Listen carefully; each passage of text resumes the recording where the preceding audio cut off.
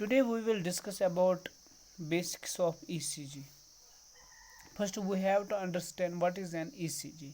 An ECG is an electrical activity of the heart that is graphically represented.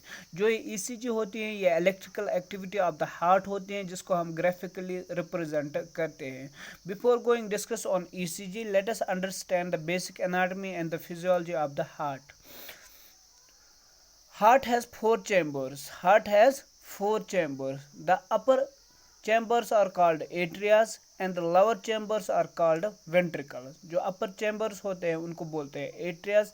जो हमारे heart के lower chambers होते हैं उनको बोलते हैं हम ventricles. ठीक है. Heart has four valves. कितने? four valves होते हैं. Tricuspid valve, mitral valve, pulmonic valve and aortic valve. The last two are collectively known as semilunar valves. Semilunar valves भी बोलते हैं इन दोनों को. किसको? pulmonic and aortic valve को. जो हमारा हार्ट होता है इसके अंदर चार चैम्बर्स होते हैं. जो अपर चैम्बर्स होते हैं वो सेपरेटेड होते हैं किससे? Inter atrial septum. ठीक है. There is a septum in between right atrium and left atrium. ठीक है. There is also another septum in between right ventricle and left ventricle. अब समझनी है हमें ब्लड सर्कुलेशन. ठीक है. ब्लड सर्कुलेशन मतलब कहाँ से ब्लड आता है किधर जाता है वो हमें समझना है. जो हमारा राइट एट्रियम होता है इसमें होता है SVC सुपीरियर वेना कावा. ठीक है. SVC stands for superior vena cava, IVC stands for inferior vena cava and CS stands for coronary sinus. जो SVC होती है it brings blood from the upper parts of the body and pours it into the right atrium. ऐसे ही IVC भी लाती हैं नीचे से. It brings blood from the lower parts of the body and pours it into the right atrium. ठीक है. जो ये कॉरोनरी साइनस होती हैं ये हार्ट की वेन होती हैं जो हार्ट से ब्लड लाती हैं. ठीक है. वो डालती हैं किस में? राइट एट्रियम में. फिर जब राइट एट्रियम कॉन्ट्रैक्ट करेगा ये यहाँ पे एक वेल होता है राइट एट्रियम और राइट वेंट्रिकल के बीच में. इसी के थ्रू ब्लड आता है राइट वेंट्रिकल में. ठीक है. जब राइट एट्रियम कॉन्ट्रैक्ट करेगा तो ब्लड कहाँ पहुँचेगा? राइट वेंट्रिकल में. ठीक है. राइट वेंट्रिकल से एक चीज़ अराइज होता है उसको बोलते हैं हम पल्मोनरी ट्रंक. जो पल्मोनरी ट्रंक है वो फिर डिवाइड हो जाती है two pair of pulmonary arteries में. यहाँ हमें एक पॉइंट नोट करना है क्योंकि वी ऑल नो जो आर्टरीज होती हैं वो कैरी करती हैं ऑक्सीजनेटेड ब्लड मगर यहाँ पे जो ये आर्टरीज हैं ये कैरी करती हैं डीऑक्सीजनेटेड ब्लड. ठीक है. पल्मोनरी आर्टरीज कैरी करती हैं डीऑक्सीजनेटेड ब्लड. ठीक है. हो गया ब्लड कहाँ? लंग्स में. ठीक है. लंग्स में इसलिए ब्लड जाता है जब हम मतलब यहाँ से ब्रीदिंग करते हैं inhale of oxygen and exhale of carbon dioxide.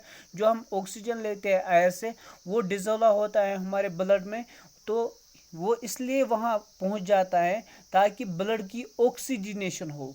ठीक है. Addition of oxygen to the blood ये हमें याद रखना है. जो ये ऑक्सीजनेटेड ब्लड है वो यहाँ पे two pair of pulmonary veins है. ठीक है. अब हमें ऑक्सीजनेटेड ब्लड को वापस लाना है. ठीक है. ये है यहाँ पे two pair of pulmonary veins that brings blood oxygenated blood that brings oxygenated blood from lungs to left atrium. जब लेफ्ट एट्रियम कॉन्ट्रैक्ट करेगा यहाँ पे एक वेल होता है लेफ्ट एट्रियम और लेफ्ट वेंट्रिकल के बीच में उसको बोलते हैं मिट्रल वेल. ठीक है. मिट्रल वेल जब ये कॉन्ट्रैक्ट करेगा तो ब्लड कहाँ आएगा? लेफ्ट वेंट्रिकल में. ठीक है. लेफ्ट वेंट्रिकल से अराइज होता है आयोटा. ठीक है.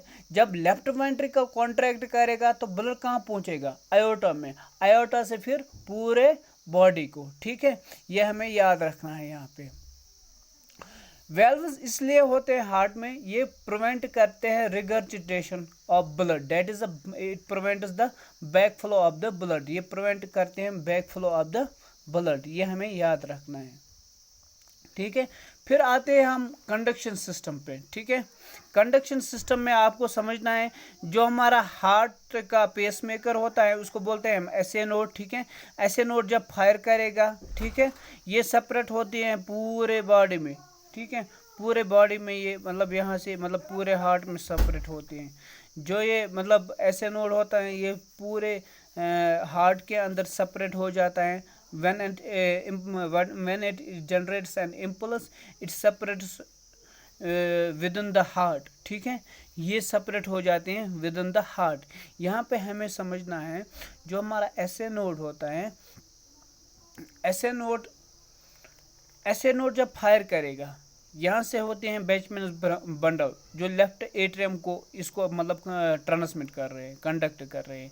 यहाँ पे होते हैं, इनको बोलते हैं नोडल फाइबर्स या नोडल ट्रैक्टर्स। ठीक है, तो ये हमें समझना है ये भी कंडक्ट करते हैं एवी नोड तक। ये है यहाँ पे एवी नोड। ठीक है, इसको बोलते हैं हम एवी नोड। ठीक है, ये खाली इलेक्ट्रिकल विंडो है जिससे मतलब इम्पल्स ट्रांसमिट होते हैं। ठीक है,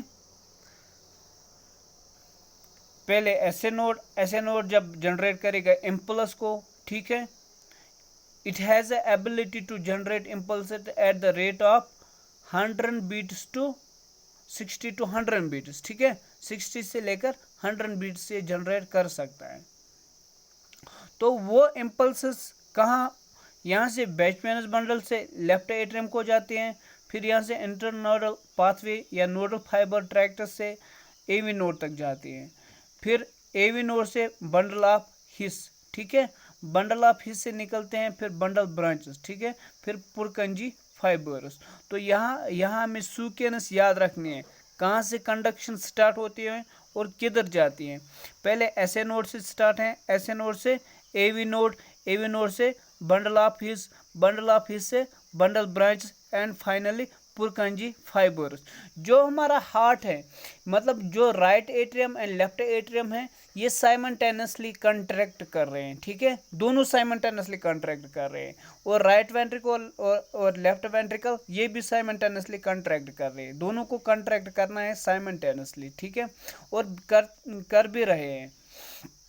जब ये दोनों साइमल्टेनियसली कंट्रैक्ट करेंगे तो राइट एट्रियम से ब्लड आएगा राइट वेंट्रिकल में और लेफ्ट एट्रियम से ब्लड आएगा लेफ्ट वेंट्रिकल में। जब ये दोनों फिर मतलब साइमल्टेनियसली कंट्रैक्ट करेंगे, ठीक है, तो फिर राइट वेंट्रिकल से ब्लड जाएगा पल्मोनरी ट्रंक में और लेफ्ट वेंट्रिकल का एओर्टा में। ठीक है।